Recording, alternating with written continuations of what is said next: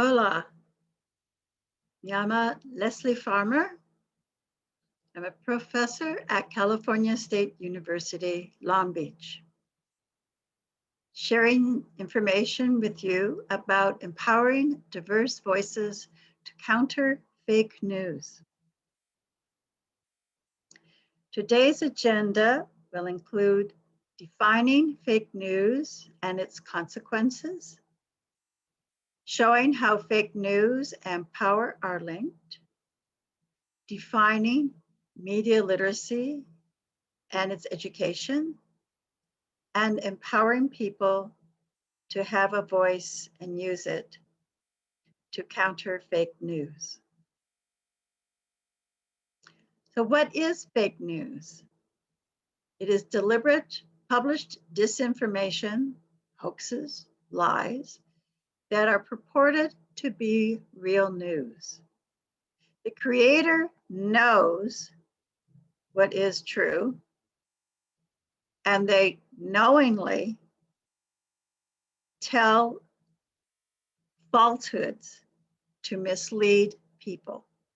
And they want people to believe that they are telling the truth. Now, images can sometimes just be misleading because of how they are cropped, changing the dimension or colors. But sometimes they really are edited to be inaccurate and false.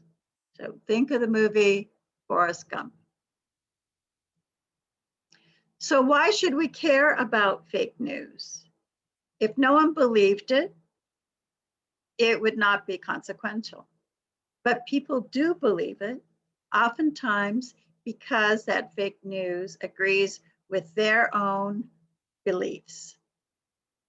And what happens is that fake news can polarize people. People who do not believe in the information will deny it, whether it's true or not. So you'll get people with opposite opinions, and it will be difficult for them to reach agreements about what is true. Sometimes people will not believe the fake news, but they'll also worry that everything is fake news and distrust news altogether and withdraw. So they become uninformed. Fake news can sometimes panic people. Orson Welles had a radio show called War of the Worlds, which was based on a story about Martians invading. And even though he said at the beginning that this was a drama, it was not true. Not everybody heard the beginning. They took his drama as being true, which it wasn't, and they panicked.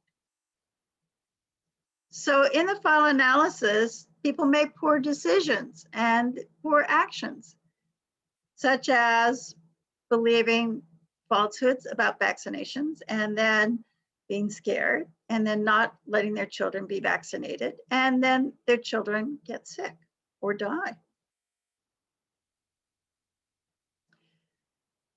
You have to understand that fake news is usually created by people who are in power, who want to stay in power. And they'll sometimes create fake news in order to further marginalize people who have less power. Or they will use those people who have less power or marginalized as the scapegoats, people who then are the reason that there are problems in the world. And what happens is that people who are marginalized oftentimes have less access to communications channels and have less experience in public discourse. So they're not as effective. And so the fake news continues and further impacts those people who are marginalized and makes people who are in power, even though they may be corrupt or inaccurate in their information, to stay in power.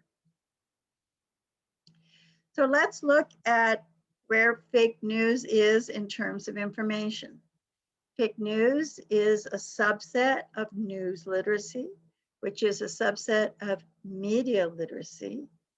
And all of those require like digital literacy, data literacy, how to understand numbers, meta literacy, how ideas are expressed and changed from one format to another. And all of these are part of information literacy. That is the ability to access and evaluate and use and communicate information effectively.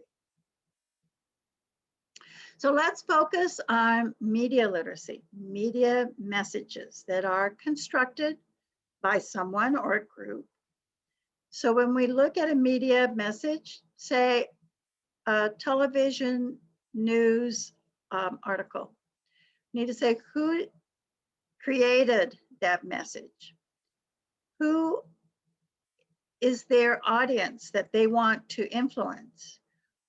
Why are they creating this message? What are they getting out of it? And usually they want more power, more influence, money. So what is the content? What is their worldview? What is their perspective? What are the values that they are pushing? Is it facts or is it just opinion? And then how do they use the format of television, that is sound, visuals, movement, in order to influence you, both your head as well as your heart? You know, are they gruesome pictures that will frighten you? And so you will stay away from that situation, for example. Or will they make something look very attractive, like vaping and smoking, so that they can sell more of those products? Y aquí en español.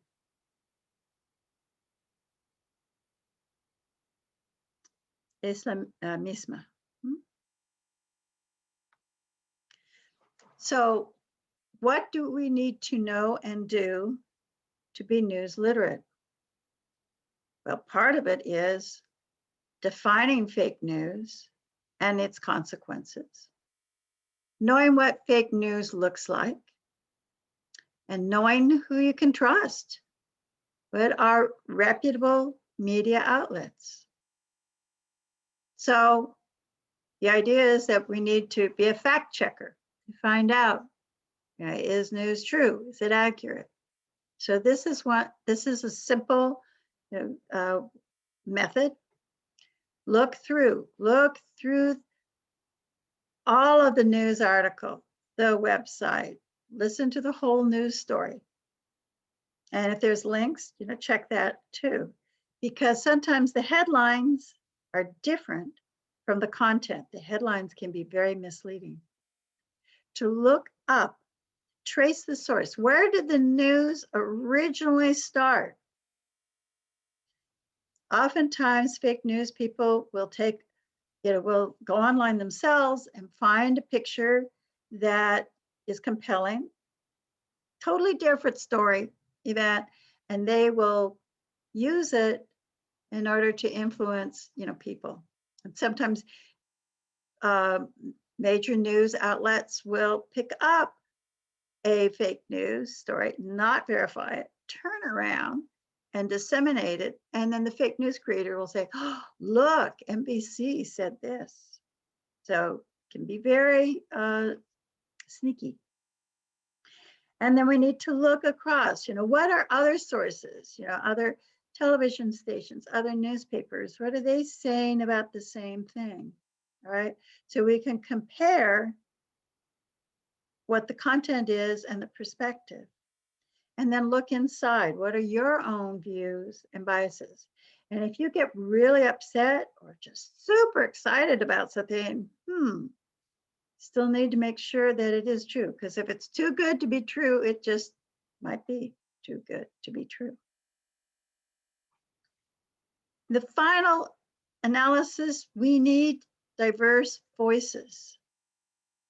Anyone who's impacted by policies, by legal actions, they need to have input into those decisions, right? We are all part of our community.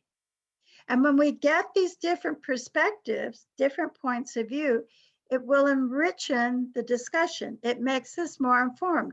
We have a better idea of what the consequences of an action will be on different groups, different people in the community.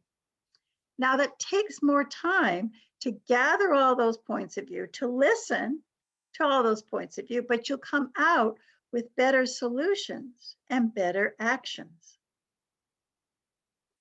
So what are the reasons? What are some barriers to getting all of these different voices heard, of being more inclusive? Unfortunately, education is not always equitable. If nothing else, the difference between public and private education, right?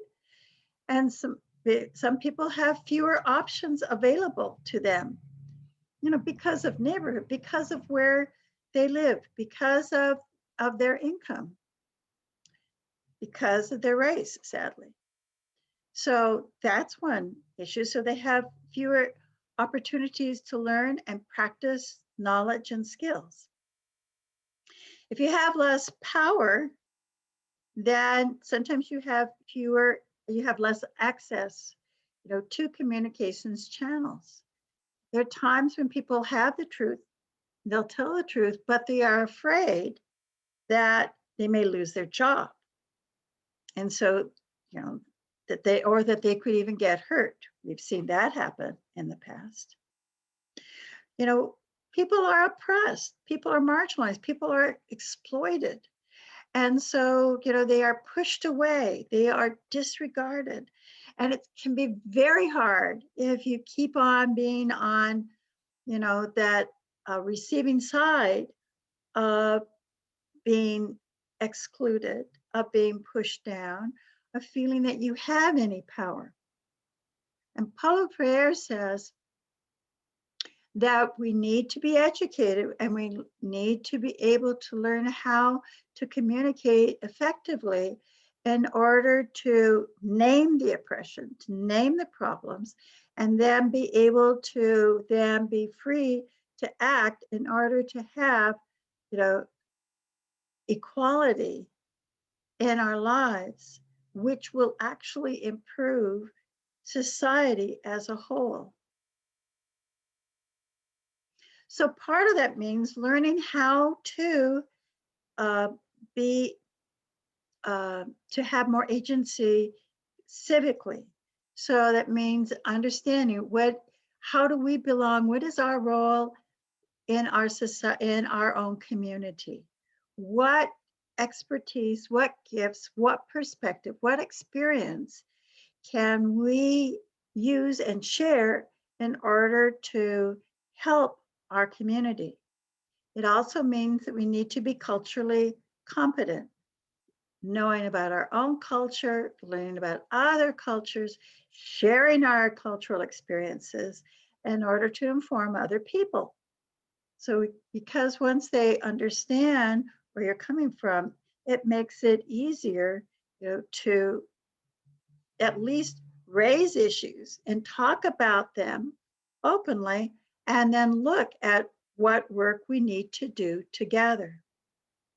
It's really important for people who can speak only English to collaborate with people who are bilingual, trilingual, etc., who are learning English, because they need to understand the experiences of people who speak other languages, who have other experiences. So folks who do have, other languages besides English in their background are actually have advantages, and then you're able to express things to people who only have one language. So you have a great opportunity to have more agency. So especially today, right? So we need to be talking about social issues. We need to be addressing ways that we can have equity, that we can have pluralism, different experiences, different values, but mutual hopes and dreams and ways to make those dreams reality. And that means participating in public discourse where it makes a difference, whether it's town halls or hearings about possible actions, such as having costs of internet increased or um, decreased, or having access to libraries for longer periods of the day, or so many things, such as public health and where you could get the vaccine, for example. So participating in those times when people are making decisions. So that means be civically engaged. Civic engagement can be defined as individual and collective actions that address issues of public concern. And I mentioned several. You can think of many others, whether it's housing or minimum wages or transportation schedules. All of those are important. And the idea is to improve the life of the community. And that means that we need to act. So not just talk, but that we are involved in solving the problem and making changes. So I want to focus for a moment on youth. And youth can use technology. So as youth become media literate, information literate, civically literate, digitally literate, they have voice that's really important. They can add content to community websites, about the things that are happening in their lives. They can act as reporters. They can document situations through photography, through interviews, through videos. They can write these up in blogs, contribute to newsletters. They can use public art venues, whether it's street art or skits or songs, music. They can train others in terms of responsible news literacy, whether it's the very young or the very old.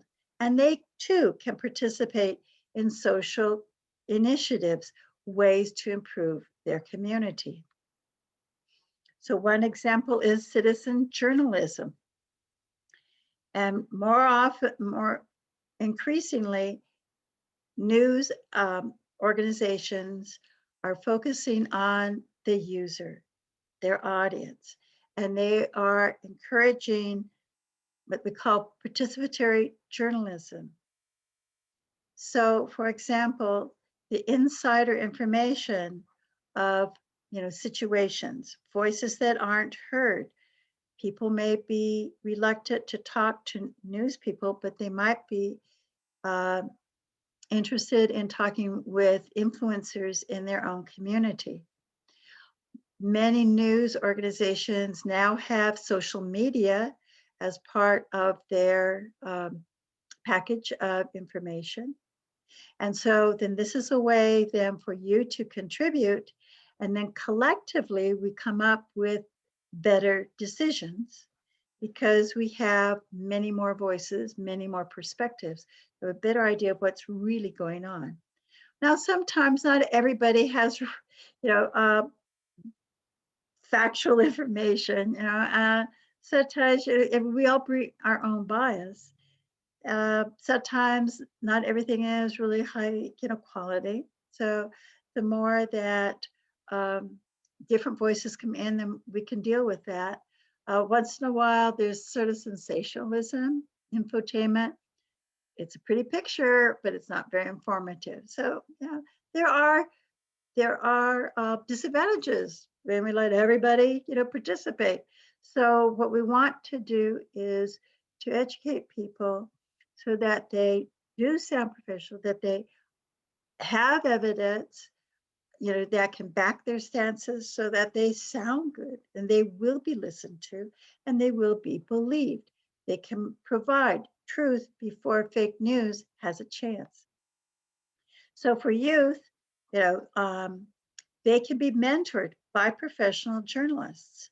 They have issues that are really important to them, whether it's sports or academics or issues like underage labor, sexual predators, cyberbullying.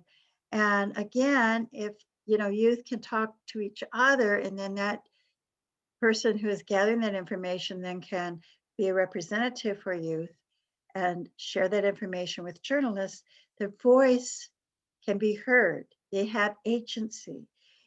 Youth have responsibilities. They're not just passive. And at the same time, youth sometimes feel they have little control in their life. This is an opportunity where they can be social agents. It also means that youth need to have places like schools, youth groups, where they can talk about social issues authentically, from their own experience, and that other people will not disregard them, but will listen to them, not shut them up. So we need informed, influential adults who care for youth, who will mentor them, who will monitor them, so that those youth then will have their best authentic voices heard and be able to communicate effectively. There are many ways to counter, fake news besides what I've said so far. Nothing else, tell the truth, right? And act upon true information. There are other opportunities for projects, especially in science, where they need data. For instance, how have you been affected by COVID-19? How have you been affected by only learning or teaching online? This is important information so that they can then find ways to solve some of those, to define problems and then to define them. I already talked about ways that we can express our truths through art, through performance in public places, whether it's school or church or in public town halls, for example. And that also means that you might become political. Again, if you have a community hearing, for example, or if there is some kind of a campaign or issue where you can be involved. So all of those ways are ways that we can take action and become effective. This is a website that I started and maintain on fake news. And this is the URL, for it. And in here, it gives background about fake news, consequences of it, why we believe it, how we can counter it, the literacies that are needed in order to, discern fake news, and then curriculum in order to become news literate.